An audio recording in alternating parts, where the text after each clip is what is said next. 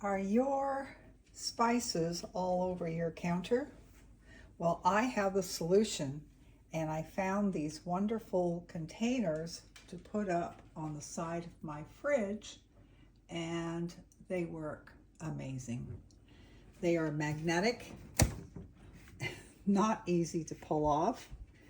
As you can see, they're very sturdy, and I am amazed at the amount of weight that they can handle. I have, let's see, this one here, I've got 2, 4, 6, 8, 10 spices on there, and it's not going anywhere. And it's just magnetic on the side of my fridge, and I believe it came in a set of 4, and it also came with little hooks, so you can always I hang my pot holders on these.